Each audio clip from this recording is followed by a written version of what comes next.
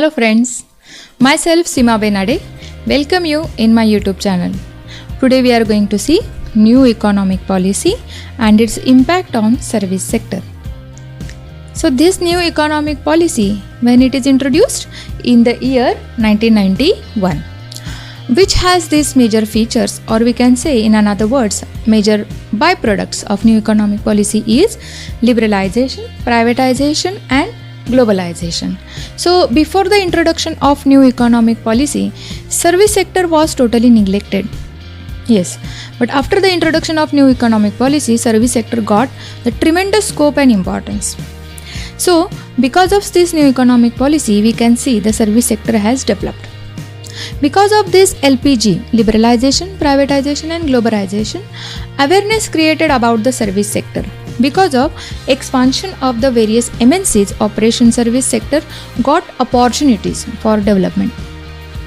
To run the various business activities of the MNCs, they need variety of the services. So this LPG, which gives boost to the development of the various MNCs, they gives or increase the requirements or demand for the various kinds of the services, and that definitely help on the development of the service sector in India. Then, the trade restrictions and tariffs were removed.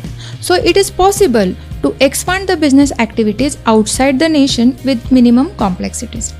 The introduction of this new technology, introduction of foreign culture, created the requirement of the various services. Because of LPG, so many job opportunities were created. Yes, so this LPG also gives birth to the various employment opportunities also. So it has impact on the living standard of the people, which is also one of the reason for development of service sector in India. So this LPG is very essential in the growth and development of service sector in India. If we see this graph or this picture, here you can see agriculture sector is there, industry sector is there and service sector is there. So this figure shows the percentage of this particular areas in the GDP. So in the year 1950-51, if we see the percentage of agriculture sector in the GDP, that is 55%, from industry it was 31.8%, and from service sector it was less as compared to the both earlier agriculture and industry, it was 12.8%. In the year 1991, here you can see that the area or the contribution of agriculture sector in the GDP, that is 43%, from industry it is 30%, and from service sector it is 26%. Okay, this is the next figures. Here we can see in the year 2000 and 2001, the percentage of the agriculture sector is 24%, from industry it is 24.8%. Then in the year 2010 and 11, from agriculture sector it is 14.5%, from industry 28% and from service 59%. Okay, so these above figures, if we study, then we find that the share of agriculture sector, which was more than 50% in the GDP in the year 50-51, and now it has come down around 24% in the year 2001. On the another side, there has been increase in the manufacturing sector, but more increase in the service sector. So the share of the service sector, which was now gone more than 50% in 2001 after the new economic policy. So in the year 1991, there was drastic change in the service sector. In the year 2010-11, you can see the share of the service sector has increased up to 59%, and share of industrial sector has increased by 4%. So it has reached up to 28.4%, and share of agriculture sector in the GDP has reached up to 14.5%, which was reduced by 10% as compared to the year of 2000-2001. Thus, it can be said that after the introduction of new economic policy, the share of service sector in the GDP continuously increasing.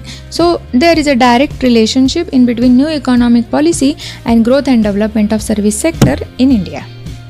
Okay, then we need to study what about this LPG, liberalization, privatization and globalization.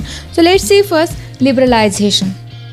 So new economic policy and liberalization of the economy means what? Liberalization is nothing but it refers to changing nature and procedure to facilitate growth and ensure better standard of living.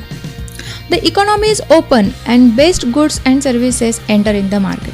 Monopoly disappears. So in the liberalization, what exactly happened? That business organization got the liberal environment. They can expand their business as per their choice. There is a low restrictions or barriers on their business expansion. So that is liberalization.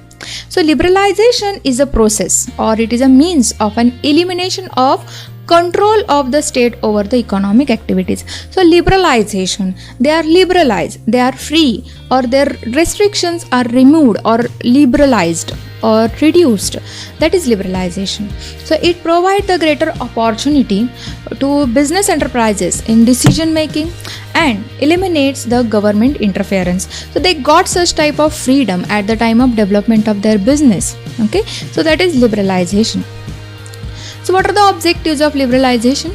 These are the major important objectives of liberalization. First is to boost the competition between domestic business and international business. Then to promote the foreign trade and regulate the import and export. Yes, that is very essential objective of this liberalization. Then improvement in the technology, foreign capital, reduce the debt burden of the country. Okay, to unlock the economic potential of the country. So like this, these are the objectives. Encourage the private sector to take active part in the development of the country or the process, to reduce the role of public sector in the future industrial development, and to introduce more competition into the economy with the aim of increasing efficiency. So these are the liberalization objectives. So you got my point. Liberalization is nothing but giving freedom, reduction in the barriers, reduction in the restrictions, reduction in the control of the state to the business organization. That is liberalization. Okay, then the next is privatization of the economy. So privatization is nothing but, here you can see that transfer of the ownership from government hold to the private companies. Those are the government hold organizations, companies, institutions. They are handed over to the private companies or some few companies. So the transfer of ownership, property, business from government to private sector, that term is called as a privatization.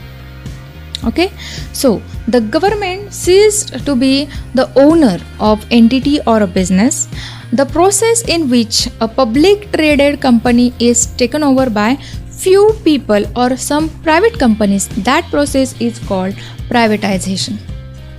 It means transfer of ownership, transfer of management, transfer of control of public sector enterprises to the private sector enterprises.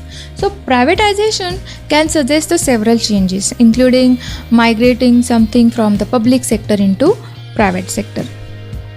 Okay, then objectives of privatization. The major objective of privatization is at providing a strong base, the inflow of the FDI, foreign direct investment, that is FDI.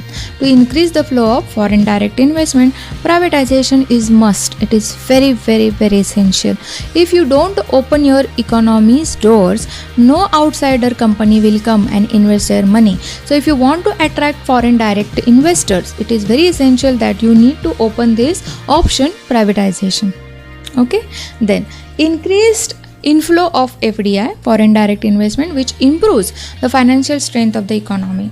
Yes, when the foreign direct investment increases, that foreign money, foreign capital is invested in your economy. So your economy start growing. Your business, your GDP, your employment, your per capita income of the economy continuously increases. So this privatization helps a lot in the development of the economy.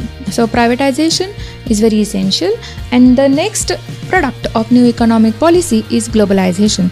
So globalization is nothing but opening the doors of your economy. Whole world become one single market. Anyone, any business organization can go anywhere and they can start their business. So removal of the barriers, removal of the restrictions that is there in the globalization of the economy. Okay, so globalization is nothing but spread of the product, technology, information, job across the national borders or boundaries and culture. In economic term, if we need to study what is globalization, globalization is described as interdependence of the nations around the globe fostered through free trade. In the globalization, nations become interdependent to each other.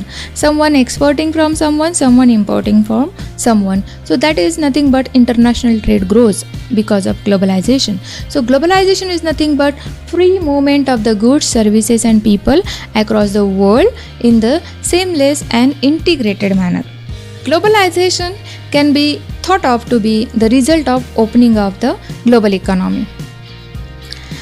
So it includes removal of trade barriers and restrictions, entry of foreign market. So whole world becomes single market.